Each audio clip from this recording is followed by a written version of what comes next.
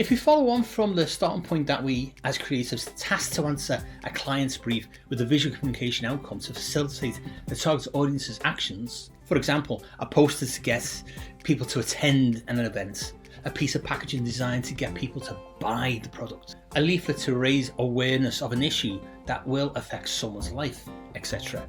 Thus, our creative abilities cannot ensure everyone attends, buys, or are now aware. All are actions from the impact of the visual communication. So if we step back from even considering any causal effects between what the audience sees and does is possible on a one-to-one basis, we are left with the adjective modifier target.